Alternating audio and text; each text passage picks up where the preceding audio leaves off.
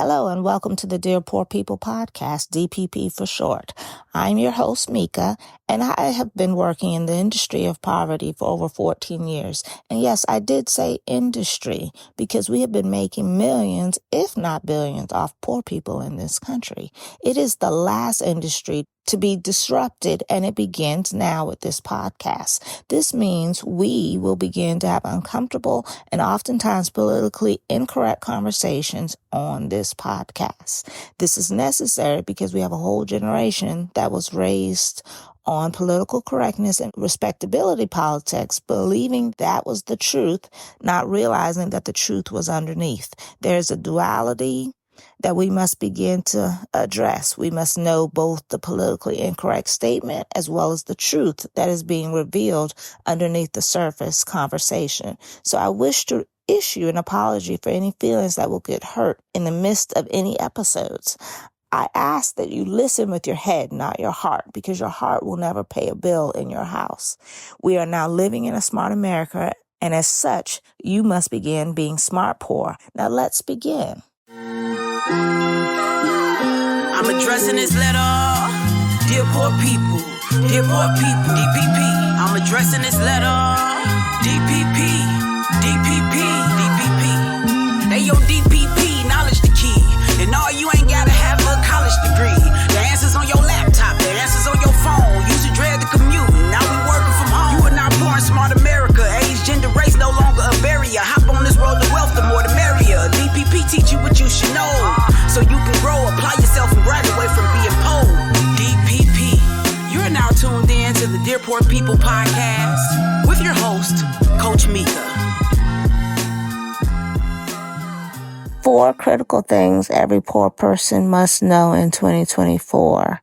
Number 1, you are now poor in a smart America. Regardless of your age, binary status, education, ethnicity, gender, race, or sexuality, you are now poor in a smart America. What that means is that thanks to these nifty devices that we all carry, or at least 85% of the population carries or has access to, meaning that you can get to a library or Wi-Fi at your local McDonald's, you have the answers to whatever you wish to know. 60% of the population is robbing Peter to pay Paul and Hailing Mary by Sunday. 60% of the population does not have a spare $500 for an emergency. Herein lies the problem. 60% of the population does not know that they are living in the equivalent of an open book exam, and they are, quote unquote, failing life because they don't even realize they're carrying the answers in the palm of their hands. That is why we are doing this podcast, so that we can make sure everyone has an understanding that they are now living in a smart America, and therefore underserved population realizes that they, in essence, have everything that they need to solve any problem that they have. And we call this being smart poor. It's the only type of poor you can be now that we are now living in a smart America. I spent 9 years as a food stamp worker, and so I can tell that 60%, which includes all races, because the African American population only makes up 13% of the American population. So we are not the only ones that are struggling. That is a reflection of all populations. And so we aim to assist everyone in their journey to be smart poor. Number 2, we are going to now look at the lenses of identity. Here on the screen is a phoropter. If you've ever been to an eye doctor appointment, a phoropter is the machine that they allow you to look through to measure your eye strength. And so they start flipping back and forth asking you, do you see clearer through this lens or the previous lens? Likewise, our brains serve as a barometer for measuring our experiences. We often, in this country, use race as a filter to filter our experiences through. So we're often evaluating the experience through the lens of race. However, race is not the only lens that we should be evaluating our experiences through. Having been a food stamp worker, I then became acutely aware of the identity of economic status. Class has been around for just as long as race. However, we don't tend to focus on our economic status because it's not something that we see. You know, you can clearly identify that I'm an African American just by the color of my skin, but you cannot tell my economic status. I'm imagining that's the reason why we have not brought class up nearly as much.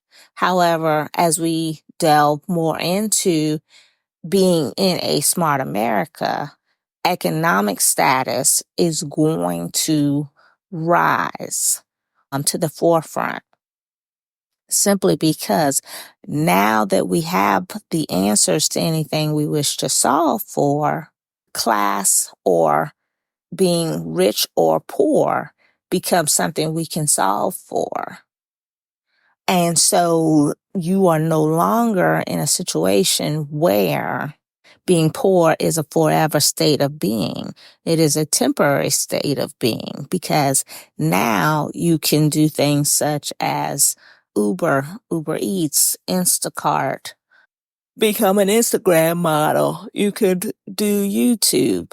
You can start your own business relatively for low cost. And so there are multiple ways to bring more additional income into your household now.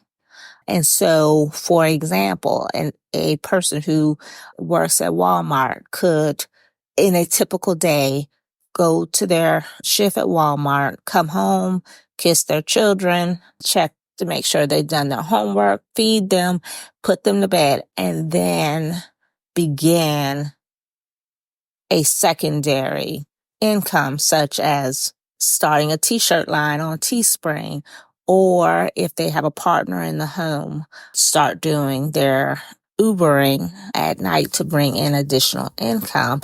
For example, a former manager that I had in a previous organization, her and her husband both drove Uber for well over a year or two to pay off the remaining balance of their mortgage.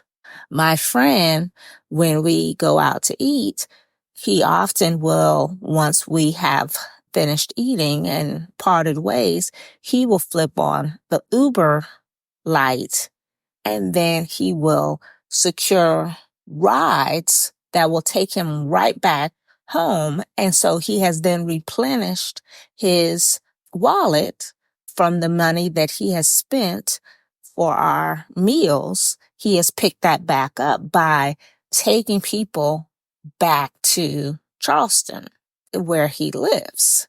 So all kinds of ways to generate income. And like I said, with the example of like say a Walmart worker, anybody that is unsatisfied with their income and where they stand now should be looking at that as our, I guess, for a lack of basically that is our version of the minimum wage. Yes, we want the government to increase the minimum wage. However, while we're waiting for them to get that bright idea, which they may never do because AI is on the horizon, and so they anticipate that they're going to replace jobs, so they're more than likely not going to do the raising of the minimum wage. This is an opportunity for you to still then improve upon your income. Okay. As a result of the economic status coming up to the forefront, a secondary identity that we don't often pay attention to in this country is the identity of power. Are you in a position of power and authority, or are you not in a position of power and authority?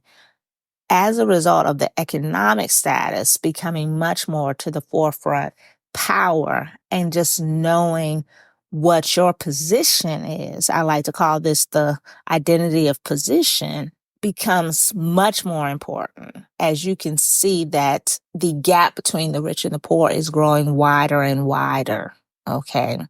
And this is an identity that I became much more aware of as being a food stamp worker. I don't think I would have I don't think I even realized how strong the class or the identity of economic status was until I became a food stamp worker, because I just took it for granted. For example, as an African American, we often believe, because society has fed us this belief, that Black is poor. So I did not see the delineation between my economic status and my racial status.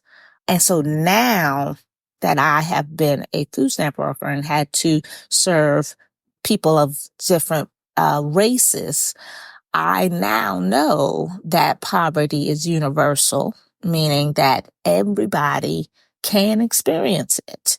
Okay. And so therefore, everyone has to, quote unquote, identify their position that they're playing in this country. Okay. And then that will help you identify your actions and behaviors that need to correspond with the role that you're playing.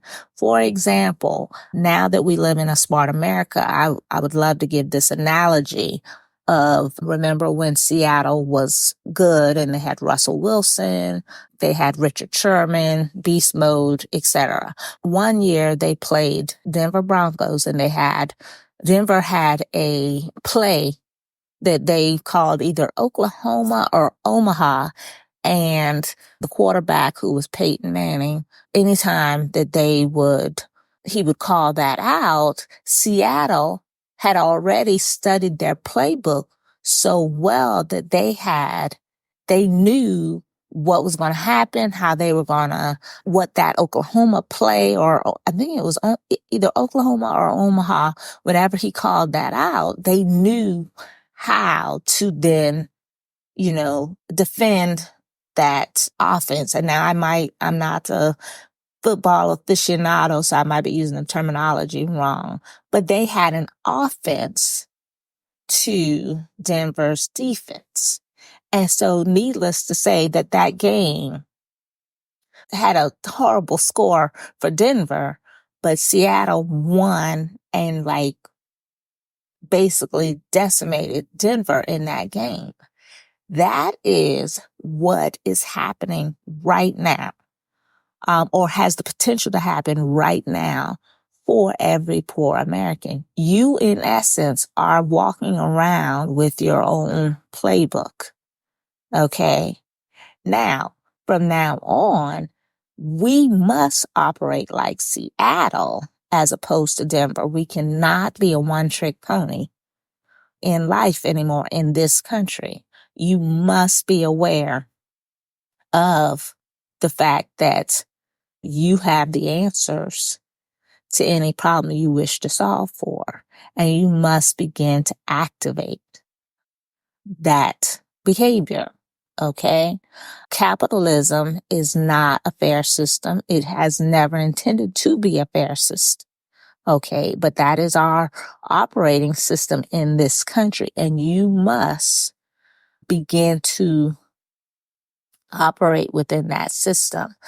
For the average individual who is walking the earth now or walking around in this country today, most of us have to engage in some version of commerce, meaning in exchange of goods or work in exchange for income. My grandparents would be okay. They've both gone on to glory. However, if they were alive today, because they grew up knowing how to slaughter a pig, cut the head off of a chicken, they also both gardened, they would be able to function in this society, regardless of whether they knew how to work a phone or a computer or anything like that, because they have the ability to live off the land. Most of us walking around in this country today do not have those skills. Some of us can garden. And so these are choices that we will have to make, is if you know that you can live off the grid, which is a term that they've now called that when you can kind of fend for yourself, then by all means, you can quote unquote jump in and out of this, new society that we live in. If you have made the determination that you're not going to learn how to butcher and have a garden in your backyard, then you are going to have to engage in some version of commerce. Okay. And so therefore, you will need to begin to understand capitalism and how it works. Okay. So that you can live an abundant life. The point of this podcast is not to teach you how to be rich per se, but I'm hoping that as an outcome of some of the things that I point out, I want to make sure that we relieve the burden people feel, the negativity that people feel around being poor in this country. It does not have to feel as negative as we allow it to feel in this country. We need to bring, for example, Jesse Jackson in 84, he had a wonderful campaign message, I am somebody. I now know that everybody does not feel the power of that statement. We actually need to bring it back because people need to feel like they have value regardless of their income level. And now that I have transitioned from being a food stamp worker to someone that does review disability, I now know that we don't treat everyone as if they have value in this country. And we need to address this. And definitely we need to address it really before AI really, really takes off. Right now it is taking off, but there's still room to start making these changes in how we treat people, because this could be very devastating, disastrous. I shouldn't even say devastating. Should say disastrous if we allow AI and AGI to come in before we've even solved for inequality in this country. Can you imagine the confusion and that could take over when you don't even know what's real or not? And as someone who has worked with the underserved, I know that they truly believe what you tell them. So if you say, well, hey, this is this, they will believe it. And so now not realizing that someone could scam you and have no, recourse, or anybody feeling like they have done you wrong when they have misled you. For example, with AI, we're going to call when AI lies to you an hallucination. No, it's a lie. Why are we coming up with a cute term for misleading people and calling it a hallucination? Okay. So I just want to, which brings up my third point, make sure that everyone understands that now that you live in a smart America, and this is going to be a difficult point to make, but I need you to start processing it from a mental, not a heart, or how you feel emotionally. But you need to come to terms with the fact that you are not a victim. Okay. You are a victor in a smart America. Do not allow yourself to operate from a victim mindset in a smart America. Because in essence, in capitalism, you should feel much more like you're playing, going back to our football analogy. You're in essence, we just don't say it, but you're in the equivalent of a competitive sport, and so whoever gets to the end zone, so to speak, or has the most money wins. Okay. And having no money could be a disastrous situation. As I've said, having experienced food stamps as well as now disability, I can see the devastating impact both programs have had on individuals where they don't have enough food to feed their families. They don't have the ability to earn income so that they can then keep a roof over your head, and everything spirals from that. We have now, even if we don't speak it, we have made money the center of our way of life in this country. Okay. And it's time that 60% do acknowledge that, even though our country will always be saying it's the home of the free and and yada, yada, all that, patriotic stuff. The reality is we're operating much more like the Locks in their 90s classic, money, power, respect, key to life, it'll have you eating good. That is much more a reflection of our society today. That song, the hook for that song, because the verses don't really speak to all of that. They actually don't match up to the hook.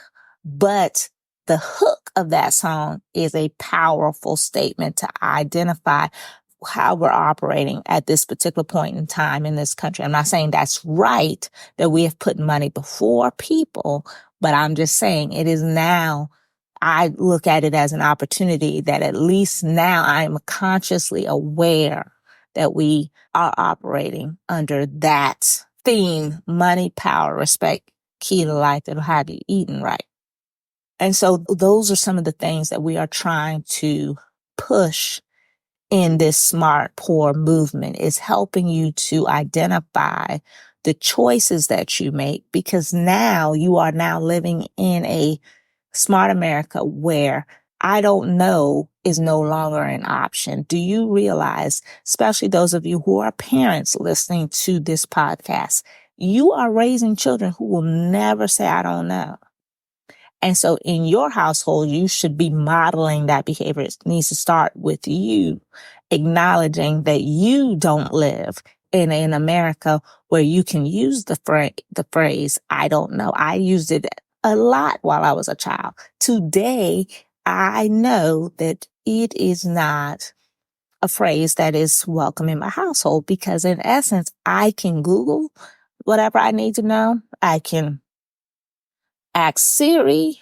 I can now ask ChatGPT whatever I wish to know. ChatGPT, I just watched the video on the new rollout of 4.0 of ChatGPT, and now you can speak to it. You can speak to it just like how you would speak to your best friend and say, hey, give me 5 new ways to make income. Okay. So it is now a quote unquote choice to be poor. Okay. I prefer using the term not in a position of power. Going back to the identities, let's clear that up about to be in a position of power versus to be not in a position of power. Those are the new terms I would like to use with instead of rich and poor, because really that's what you can use to identify the position you need to play in every action or interaction that you have with someone. Anytime you are interacting with another person, a relationship is being built. We have coined that term to be much more of a relationship in romantic relationships, but I want you to start looking at anytime you're interacting with another person, a relationship is being formed, and therefore one person is in the position of power another person is not in a position of power. And that will kind of help you identify how you have to move in that situation. For example, I live at home, so my parents are in a position of power and authority over me, even though I'm almost nearly 50 years old, because they have the power to put me in and out of this house. If I don't follow their rules, I could be on the street tomorrow. Okay, so that is just an example. And so in your mind, as you're interacting with someone, you can identify now what role each person is playing in that relationship and therefore know how to move in that situation. Okay. And then, and in another video, we'll talk about, putting that racial context on, power. But right now, I just want to delve just basic. Everybody, quote unquote, is the same race, and say, and then break down some of the delineations that you can see about power.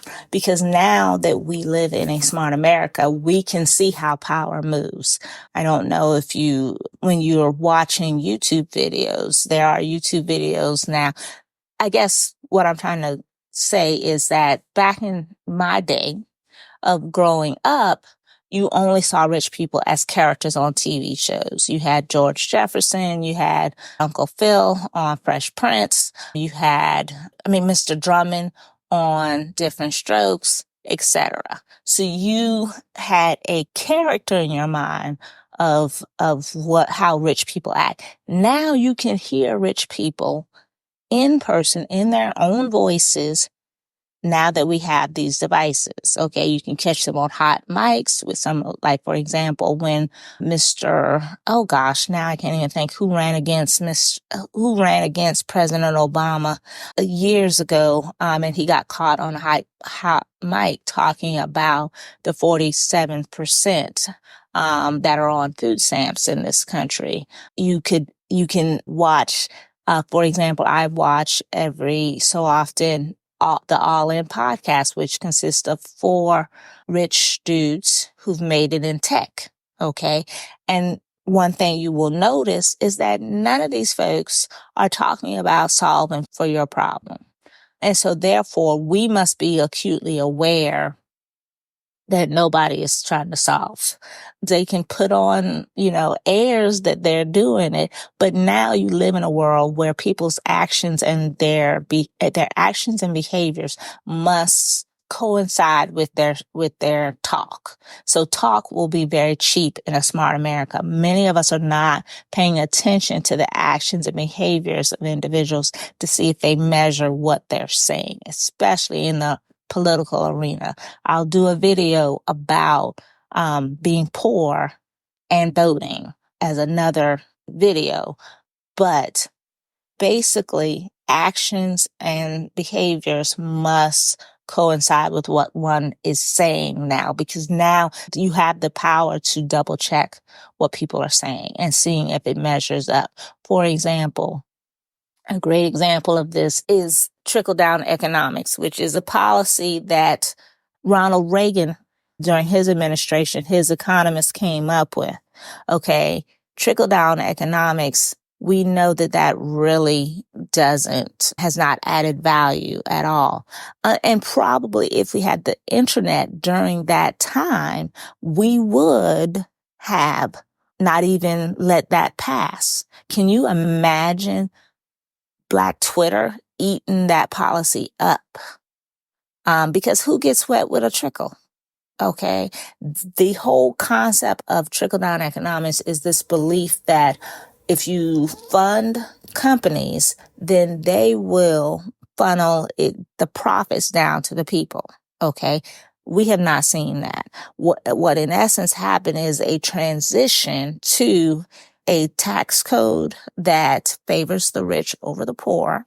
So basically, we've created every kind of loophole for companies, the heads of companies, the corporate class, to be able to find every tax code loophole that you could use. So people are offshoring their wealth. They're investing it in the stocks of the company, but they're not letting it come down to the people. Okay. And had the internet been around and social media had been around, I guarantee you that policy would not have made it through, because what the internet has done and social media has done has given voice to everyone, as opposed to a voice for the limited few. During that period of time, there wasn't dissents for trickle down economic policy, but you could not hear them. Okay. You could not, they had the power to drown out their voices and only give the narrative that they wanted people to know, which is, hey, this is going to be a great opportunity. It'll sprinkle down to you as the worker. And we now know that is cap. So I just want to use that as an example of showing you how the difference is now that we are now poor in a smart America, or in essence, like I said, I don't want us to use that word. That word has such a negative connotation behind it. We've actually, we've used race. We've tied race to the word poor. So for example, we only use it with Black and brown communities. We don't use it with white communities. We say people are working class as it turns out we don't like to insult white people, so we say working class. And working class is just another term for poor. It's just that we just don't want to insult white people, but I guess we feel comfortable insulting Black people and Hispanic people all day long and implying that we don't work. And so we really need to stop using the word poor. Also, the very definition and the synonyms are all negative. I don't know if you've ever taken the time to look up the definition of the word poor, but I have, prior to leaving the agency where I was working with food stamps. I happened to look it up to say, okay, why? Like, let me look at the very definition of this word. And when I looked at the definition, there is not a single positive word. So can you imagine 60% of the population inhaling that word and believing that word about themselves, okay, as if they have no other options and things like that. And I could see it in their actions and behaviors when I would work with them. For example, my first role within the food stamp program was the SNAP ABOD program, which stands for Able-Bodied Adults Without Dependents. So for 2 years, I worked with individuals who were on SNAP, but did not have a child in their budget, or basically on their case. And so therefore, those individuals had to, quote unquote, attend my orientation class and then, participate in that particular program in order to maintain their benefits. Okay. And so they had to attend an orientation, and then they had to, find employment of 20 hours or more, or volunteer, or meet some type of exemption such as a disability or things like that. And so oftentimes when I would participate in that orientation class with them, there would be a time where I would turn it over to them to say, okay, let's introduce ourselves. Tell me, where you see yourself in 5 years. And oftentimes individuals would be so, for lack of a better term, flat in their response to me. They'd be non-energetic. They would often say, and these are grown adults, say they have no idea, no clue what they were going to be doing in 5 years. Okay. And that was alarming to me as an individual who is always, I'm goal oriented. I have a vision for myself, and to interact with individuals who are grown adults who I can understand the ones that were like 18 and 20, not having kind of a vision. They just getting started. But the ones who are in their 40s and could not tell me a vision for themselves, that was alarming to me. Now, I've later learned, if you look up the actual term for depression, characteristics of depression, they will mirror some of the same characteristics that you see in individuals who are underserved. And so I think that needs to be a deeper dive on that. Okay. As a society, 60% of your population are probably undiagnosed depressed. Okay. So that means poverty at this particular point in time is a health crisis and worthy of more discussions. Okay. We need to be identifying it as a health crisis. Okay. And reframing the poverty experience under health and addressing it. Okay. As opposed to walking over people and dismissing people and marginalizing people. This is a freaking health crisis. People are dying because of this. Okay. Another term for this, also one that I saw too when I took it, I happened to take a stress relief class at the employer I had following leaving the agency. For a little while, I worked somewhere else, and they actually happened to have done MUSC's EAP came in and did a stress relief class. And do you not realize that one of the first slides that they did was a definition of stress, like defining stress and stressful situations? No lie. Most of the things, when I looked at the screen, I was like, wait a minute, that's my clients all day, every day. So they are living in a constant state of stress. Okay. And we don't define it that way. What if when you came into your local food stamp office, we said, hello, how can we help you relieve your stress today? Reframing that whole narrative, because it is possible to relieve some of the stress that you feel. Okay. Stress kills. Stress leads people to overeat. Stress, for some people, it could lead to suicide. Okay. But for a lot of us, we carry it in our bodies. If you don't have health care, then you cannot get adequate health care to take care of those things that start breaking down in your body. And so therefore you could die from stress. Okay. And so we have to reframe this narrative about poverty at this particular point in time to a health crisis. Because in all honesty, reframing it and making people feel as if they can solve their problems would help this country move forward as a whole. Okay. Because in essence, in a couple of years, I can truthfully imagine, knowing what I know, the powers that be will flip it on you, that when you cry out in like 20 years or less, they're going to say, well, why are you crying out? You had ChatGPT, you had Siri, you had Alexa, all of these ways to find out how to make additional income. But that's the thing. The average poor person, if they realize that stuff, they'd be in a different situation. So it's obvious that it's now time to even start doing what I would call PSAs about poverty. Poverty is worthy of a PSA now at this particular point in time, especially if you know that you want to flip it on people in years from now. It's not crazy to think that in a couple of years, and you fill out your application, it will ask you questions about time management and all kinds of things, because now time has been redefined, so to speak. Okay. And how you spend your time will define whether you process the fact that you have all access to a 24-hour clock, not an 8-hour or a 16-hour clock. Most of us have been programmed. We go to work and then we come home, and that check, quote unquote, was supposed to be sufficient enough.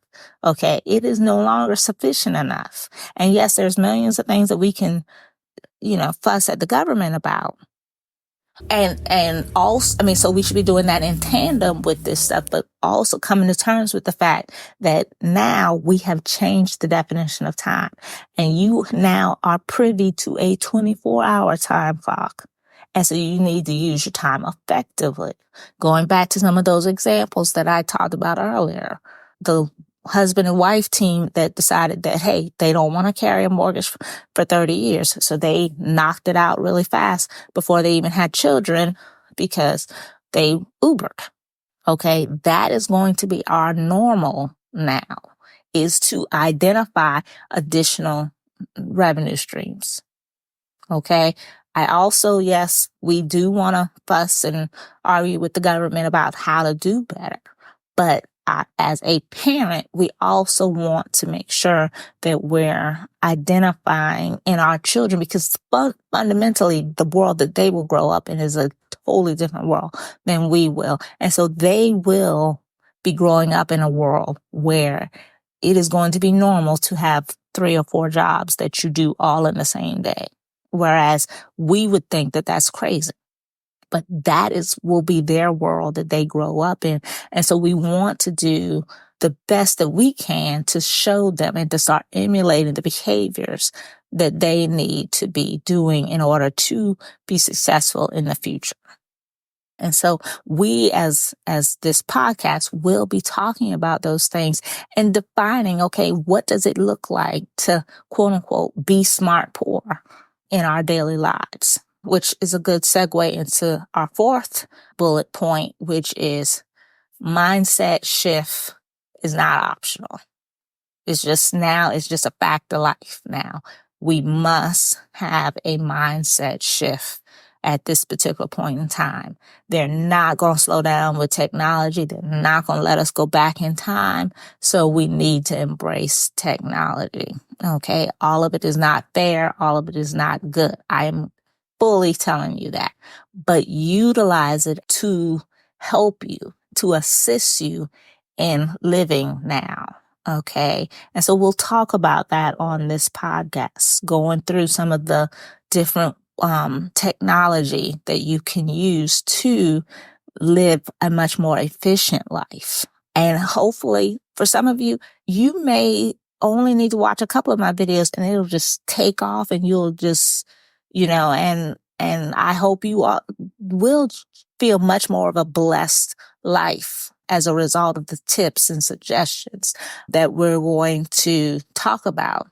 But what we're trying to build with the Dear Poor People podcast is that mindset shift that needs to happen. And we want to create a safe space on the internet so that you can come with any questions that you might have.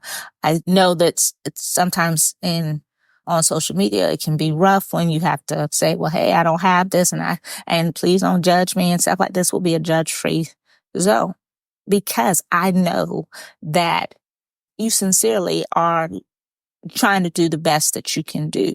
And if you were aware of other things, you would have done them. So there is a mindset shift that must take place now, especially now that we have made, basically, it will be, in essence, there will be a war on or an exploitation of your ignorance. Okay. Do know that there is going to be every attempt made to capitalize on your ignorance. Okay. That will be the freaking economy. Now, it is already the freaking economy. Is everybody and their mama is trying to get you out of money because it makes their life better. Okay. I need you to realize that it can make your life better. And so this now needs to be moved in the direction of a transactional relationship. Did I get just as much out of it, out of whatever you're selling to me? Did I get just as much out of it as the person who was selling it? For example, Nike shoes, $300. Did you, as the person who bought the shoes, are you getting $300 worth of value from that shoe? Now, some of y'all have now become sneakerheads, and so you actually have a nice sneaker collection. But if you're not doing it from a sneaker collection standpoint, then I need you to know that you need to also invest, for just as much money that you're putting into Nike, go ahead and buy some Nike stock so you'll at least own some of Nike as well. Okay. But these are the things that we're going to be exploring in this podcast. So I hope that you will want to join the community. We're going to do some really creative and innovative ways so that we can relieve the stress that you feel living in this country. We want everyone to know what time it is now. This should not be an opportunity to exploit. I mean, the victimhood in this country, we have to now flip the script. Okay. I'm going to end this podcast with another Seattle back in the day example. Okay. And I think this was like November of 2014 that Seattle and Green Bay were playing. And as you know, Green Bay is a very cold city. And so it was a cold game and the score was ridiculously imbalanced. I can't recall what the score was in total in that fourth quarter, but I can tell you Seattle made a final play. And by that time, the score was like maybe 6-0 or whatever. And what happened is that Seattle did not give up on that game. They put a play in. Now, meanwhile, the fans in the stand were saying, hey, this game is over. There's no need for me to stay. So they began to walk out of the field. I mean, they were walking out of the stadium. Well, the Seattle Seahawks did a final play. They played for a touchdown. They got that touchdown. It went into overtime. Okay.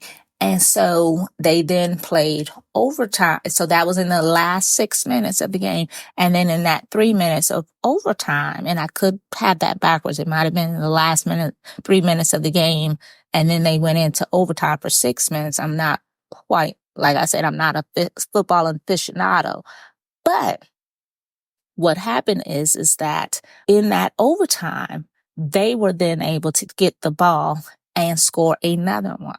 Okay. And so what I'm telling you is that most of us right now, if you are underserved in this country, if you are not in a position of power and authority in this country, you're like those fans that walked out of your life. They walked out of the stadium. You're walking out of your life before God has called the score. And he is letting you know that he's put 6 more minutes. And that 6 minutes is a metaphor for the remainder of the time that you have here on earth. You need to maximize those 6 minutes. Okay. He did not call the score. Do not get out of the game until he has called the score. This is an awesome time to be alive, irregardless of your, as I said, your age, your binary status, your education, your ethnicity, your gender, your race, sexuality. We have to stay in the game. Okay. And then we can flip the score. So I'm leaving you with that word. I hope that you'll join our community. We're setting up our website at dearpoorpeople.com, where we'll be putting out these videos and tips and suggestions, and we'll eventually start doing some activities because we want this to be an action show as opposed to a talk show. So we're going to be about those actions and you'll be able to see it. We're also going to have a community where we can talk with one another and you can pose questions and I can help you work through that thought process that you should have at this particular point in time. And we'll talk about that more in videos to come. So I'm Mika and I am the founder of the Dear Poor People podcast and the founder of the Smart Poor movement. Hope to see you in these YouTube streets. Well, that concludes this episode of Dear Poor People with your host, Coach Mika. Be sure to never miss an episode by following at Dear Poor People on Spotify and YouTube. Thank you for tuning in, and until next time, be sure to join the DPP squad.